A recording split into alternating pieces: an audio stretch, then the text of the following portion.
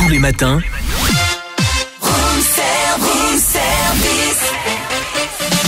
démarrez la journée avec Room Service, votre cocktail survitaminé, servi par Cynthia et Charlie. Il est 9h06, il vient de me fêter ma fête. C'est pas beau ça? Bonne fête, Charlie. Voilà, je l'ai invité pile poil le jour de ma fête. C'est un honneur en plus. Nous accueillons le père Lucien Conversé. Je dis quoi? Bonjour mon père? Non. Lulu. Oui. Voilà, Bonjour Lulu. Voilà, parce que tout le monde le connaît dans la région sous le petit sobriquet de Lulu. Alors, père Conversé, Lulu, présentez-vous. Qui vous êtes déjà au départ? Eh bien, j'essaye de continuer à être un homme. Et justement, dans le moment que nous sommes en train de vivre, auquel vous m'invitez, et je suis très sensible à votre invitation. J'exprime beaucoup le grand drame de notre humanité, la difficulté, tellement de choses sont en train de nous tomber dessus, de violence, d'agression, la difficulté de devenir homme, de devenir femme. Et je voudrais offrir à l'humanité, à la part d'humanité qui m'est toute proche, déjà celle qui vient de mes parents, de mes frères et sœurs, de mes amis, de tous ceux avec qui nous avons mené beaucoup de luttes et de combats pour justement vivre dignement dans nos rapports les uns avec les autres. Je suis très heureux aujourd'hui de venir partager une part du drame, des difficultés quand on a 20 ans et que l'on est appelé et que l'on pense que l'on doit aller répondre à cet appel pour faire la guerre. Alors, on en parlera dans quelques instants, Lulu, parce que vous avez sorti un livre qui s'appelle « Fallait pas y aller ». Donc, dans les années 50, eh bien, on vous a appelé pour aller à la guerre d'Algérie. Donc, on va en parler de ce livre qui cartonne, il faut le dire, dans la région. Et c'est vrai qu'il y a beaucoup de gens qui sont intéressés, qui sont partis acheter ce livre. Et on parlera aussi de l'homme, du père Lulu, qui sillonne la région et qui fait beaucoup de choses pour les jeunes. Donc, il est avec nous jusqu'à 10h.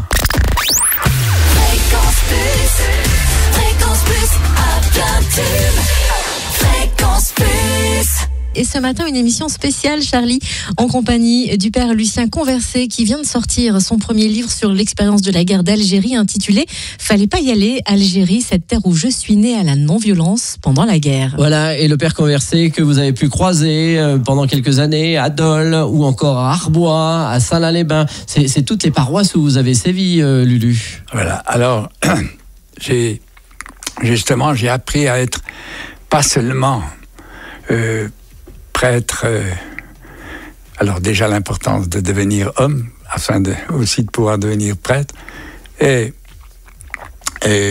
prêtre, pas justement rivé à tout ce qu'est le secteur paroissial. D'accord.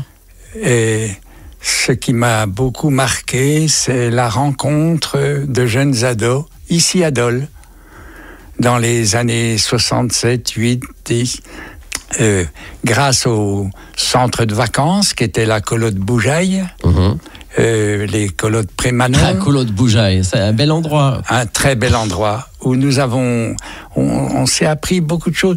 Et j'ai été très marqué très vite par les jeunes animateurs, animatrices qui eux-mêmes se laissaient interpeller par la non-violence de Luther King, Gandhi. C'était quand même certains de nos moments de partage.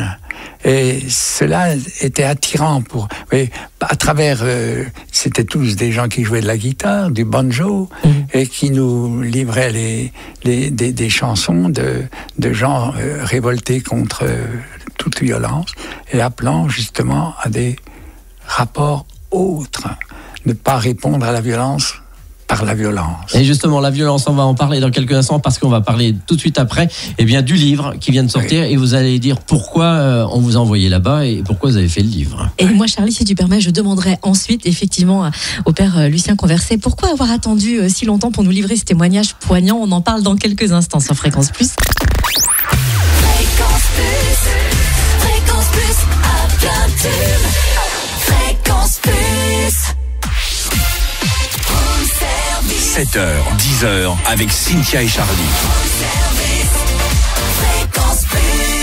Notre invité ce matin, c'est le père Lucien Converset pour un livre qui vient de sortir aux éditions de La Passerelle qui s'appelle « Fallait pas y aller ». Et Cynthia, on peut lui poser la question. Et oui, parce que j'aimerais savoir pourquoi avoir attendu aussi longtemps pour nous livrer ce témoignage et pourquoi était-ce si important de faire entendre votre voix. Alors, merci Cynthia, Charlie, de poser cette question et je la comprends, je l'accueille très bien. Au tout début de notre retour d'Algérie, beaucoup d'entre nous n'avons pas parlé, nous n'avons pas pu parler, car souvent l'ambiance qui nous avait fait et obligé à partir faire la guerre, la même ambiance continuait à régner. Il y avait une sorte d'ambiance néocolonialiste qui nous disait vous venez pas nous raconter, et on nous la faisait fermer. Et ça nous a rendu très tristes de ne pas. Et finalement, mais on a trouvé, enfin pour beaucoup d'entre nous, je sais que beaucoup de gens militants pour un monde plus juste et plus vrai, d'avoir fait cette guerre, de n'avoir rien pu en dire, de n'avoir pas été accueillis pour essayer d'exprimer au moins notre réprobation, et puis, finalement, ça nous a mis sur un chemin de ce que est la lutte non violente. Et alors, pour répondre précisément à votre question, Cynthia, Charlie, c'est que aujourd'hui, il est urgent de parler, de ne pas nous... Parce qu'on est dans un moment où ceux qui ont qui voudraient nous pousser à continuer à se surarmer, à faire la guerre, à répondre à la guerre par la guerre, à la violence par la violence. Il y a tout un courant, heureusement aujourd'hui, et c'est urgent qu'il soit suscité, qu'il soit ressuscité, remis en écoute et en valeur. C'est le mouvement non violent, qui est un mouvement de défense. Alors ça, vous avez découvert ça quand vous étiez en Algérie. Vous êtes jeune séminariste, vous avez quel âge quand on vous demande de partir ? Voilà, j'ai 21 ans. 21 ans. Quand j'arrive en Algérie. Voilà, mais alors le truc... J'ai déjà fait 14 mois, comme beaucoup d'entre nous, les appelés de ces années-là, des années 58-62, on faisait 28 mois, 14 en France, certains en Allemagne, l'Allemagne qui était occupée, et 14 en Algérie, moitié-moitié, oui. Alors, vous êtes séminariste, vous êtes dans quel séminaire ? Alors, j'étais au petit séminaire de Vaux-sur-Poligny, puis au séminaire, grand séminaire, et là, c'est ça que j'interpelle l'Église. L'Église, c'est ma mère dans la foi et dans l'amour.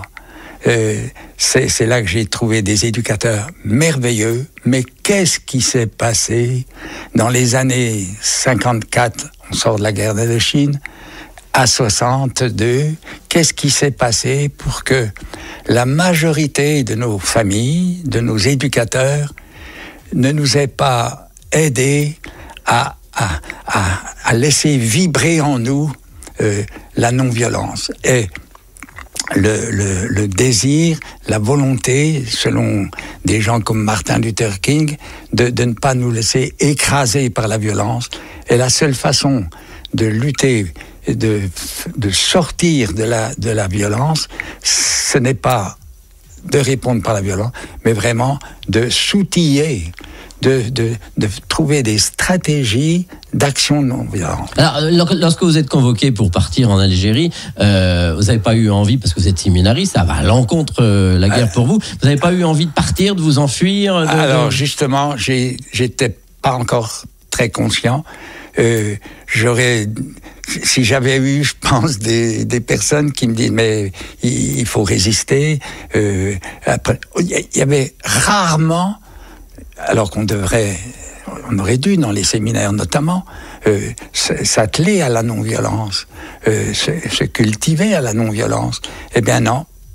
Il y a je le critique, mais je le critique avec humilité. Et puis, je dis bien, avec toute l'estime que j'ai eue pour mes éducateurs, je dis, pourquoi n'avez-vous pas, à ce moment-là, plutôt que de nous laisser apprendre à tirer sur le pas de tir de Poligny, nous laisser embarquer par des camions militaires pour aller faire des stages de saut en parachute?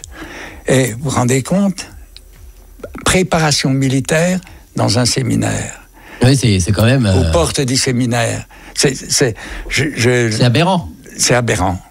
Mais les aberrations continuent. Je vais vous en dire une.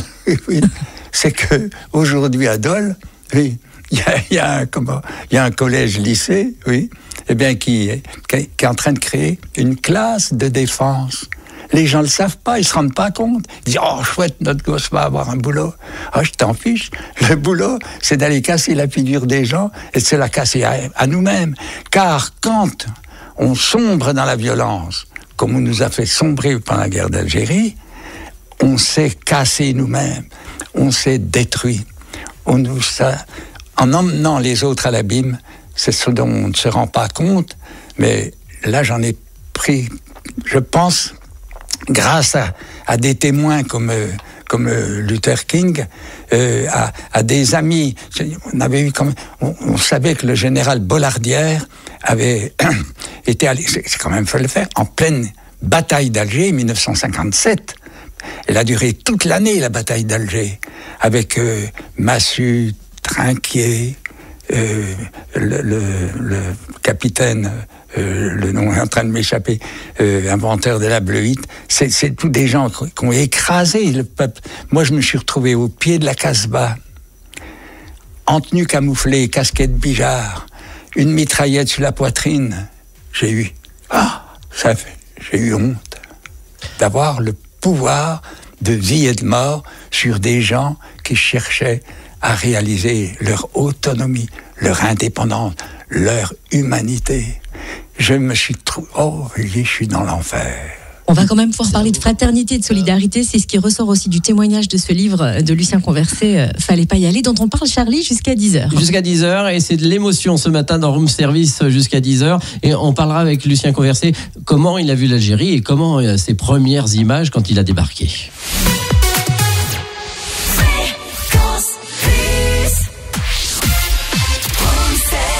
7h, 10h avec Cynthia et Charlie.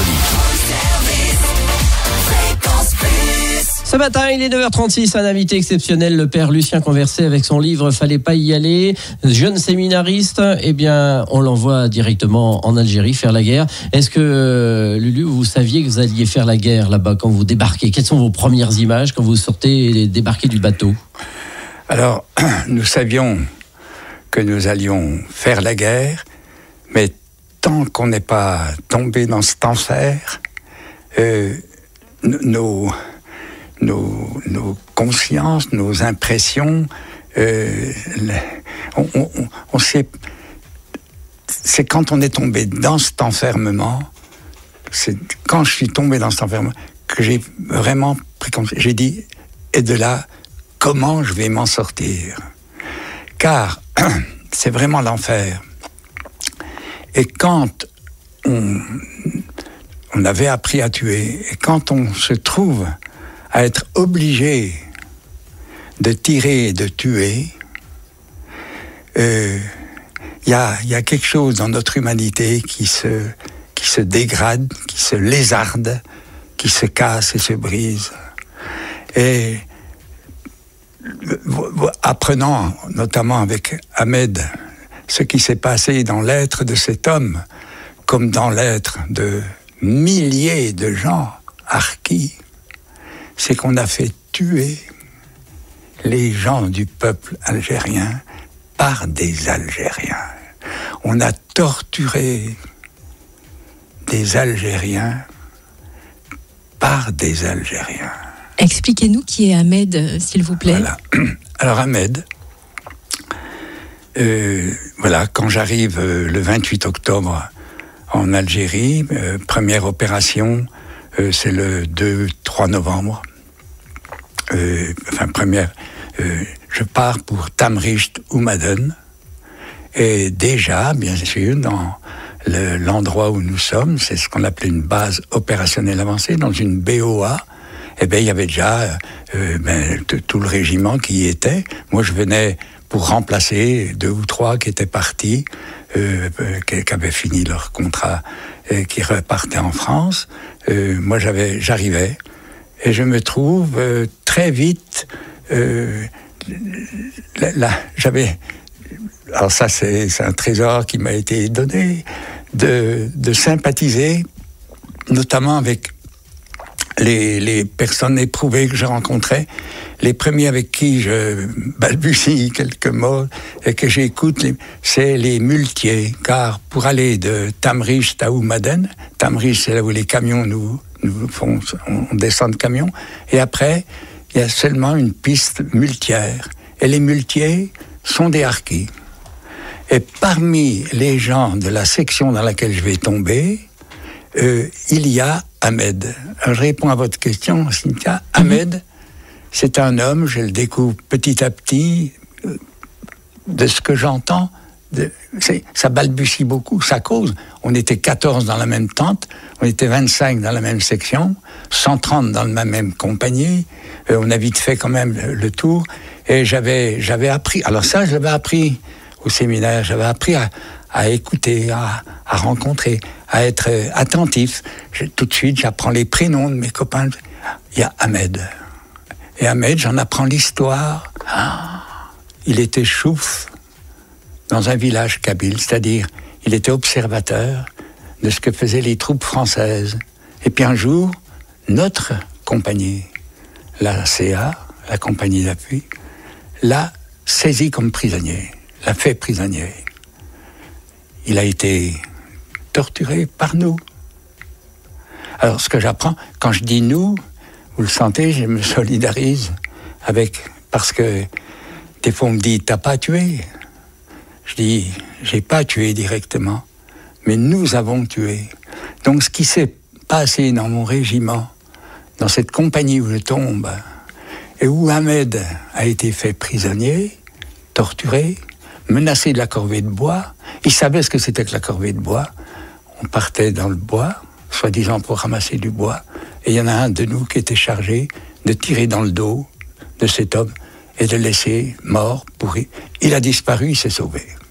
Le père Lucien Conversé est avec nous jusqu'à 10h, parce qu'on vous écouterait pendant des heures. Oui, merci de ce témoignage qui est important de nos jours pour mieux comprendre la vie d'aujourd'hui aussi. Voilà, et donc on reparle encore avec Lucien Conversé. On va pas tout dire le livre, le mieux ça sera de le lire, toute l'émotion qu'il y a dedans et le message que le père Conversé passe encore ce matin. Fréquence Plus à Plaintube. Fréquence Plus. Et Room Service continue, Charlie, avec en compagnie. Notre invité Lucien Conversé. Alors on parlait de ce fameux Ahmed tout à l'heure. Ahmed qui finalement a été prisonnier, a travaillé ensuite pour l'armée française. Lulu. Dans la compagnie où je me trouve balancé. Voilà, et Ahmed, il est obligé. Et voilà, et Ahmed tout de suite se rend compte que je sais pas faire la guerre. Et il se rend compte que je suis marabout, il m'appellera, que je suis prêtre. Je sens un profond respect. Témoignage émouvant. Ouais, de cet homme. Toujours autant d'émotions après autant d'années alors. Un profond respect d'Ahmed, qui me dit, quand on part en opération, tu restes tout près de moi. Et je veux pas qu'il t'arrive quelque chose. Et petit à petit, l'amitié s'intensifie. Et dans la nuit de Noël, j'ai ce témoignage bouleversant. Quand tout le monde est reparti se coucher, il vient vers moi et me dit « Loulou, t'es marabout. Faut que je te dise, Allah, il me veut pas dans son paradis. Ahmed me disait tout le drame, son drame humain, jusque dans sa foi, c'était la négation de son être qui venait d'arriver. Il prenait conscience. Il me dit, j'en ai tué 17 de ma race, dont 4 cousins. Et je trouve cet homme déchiré. Et donc, pour finir, c'est que Ahmed, malheureusement, a été assassiné ensuite par Alors, par Ahmed, je le saurai après mon retour. Lui-même, son contrat se terminait vers fin mars, au moment où il y a le putsch des 4 généraux en France, en Algérie-France. Et Ahmed rentre chez lui, il croit qu'il va pouvoir rentrer, il s'est acheté une mobilette, il est fusillé, sûrement fusil de chasse, par un des membres de sa communauté quand il rentre dans son village. Je suis bouleversé de cela et justement, fallait pas y aller. Malheureusement, j'y suis allé. Je le dis avec respect pour vous tous qui écoutez, qui avez malheureusement fait la guerre d'Algérie. Je le dis avec respect et amitié solidaire. Fallait pas y aller. Nous y sommes allés. Et si, je réponds à votre question, Cynthia, pourquoi maintenant? C'est parce que faut pas aller dans la violence. Faut pas aller dans le surarmement. Faut pas aller à l'armée. Faut pas, sous prétexte de défense, se laisser galvaniser, hypnotiser, notamment par l'arme nucléaire, dont on nous fait croire qu'il faut que la France, qu'on a déjà 292 ogives, se dote encore plus pour arriver. Mais on va à l'enfer, et à l'enfer total, si on barre pas la route à cette violence institutionnelle. Notamment dans votre livre, Lucien Conversé, vous arrivez à la conclusion, tuer ne sert à rien. On en reparle dans quelques instants, Charlie. Il faut conclure. Fréquence Plus, à plein tube. Fréquence Plus. 7h, 10h, avec Cynthia et Charlie. Lucien Conversé était notre invité ce matin. Lulu, on vous remercie d'être venu nous parler un petit peu, parce qu'on pourrait lire et poser toutes les questions de ce livre. Fallait pas y aller. Il y a plein de choses à dire. Aux éditions de La Passerelle. Voilà. Alors, vous serez en dédicace, Lucien, dans différents endroits pour ce livre, et ça cartonne à chaque fois.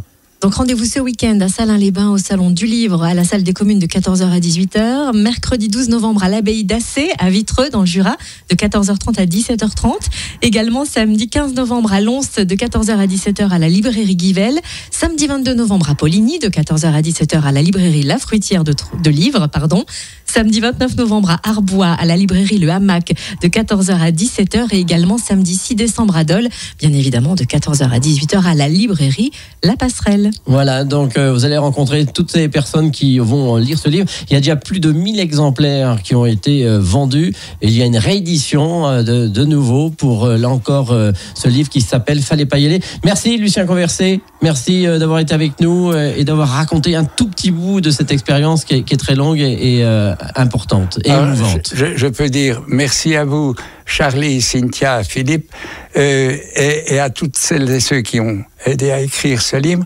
Merci à vous tous, amis auditrices, auditeurs, qui, je serai toujours très heureux de pouvoir continuer à ce que nous nous rencontrions afin d'entrer dans ce mouvement d'action non violente, de résistance à toute violence. Merci, voilà, le message est passé. Ce qui ressort de ce livre, c'est de l'humanité, de la fraternité et de la solidarité aussi, donc c'est un bel espoir pour tous. Voilà, et j'espère que vous aurez l'occasion de rencontrer les collégiens, les lycéens et tous ceux que vous pourrez rencontrer, que ce soit dans le Jura ou un peu partout ailleurs. Merci à Philippe Thieffen, gérant de La Passerelle, qui était avec nous aujourd'hui, et des éditions La Passerelle aussi. Exactement, merci, on se retrouve demain pour le Room Service avec d'autres invités.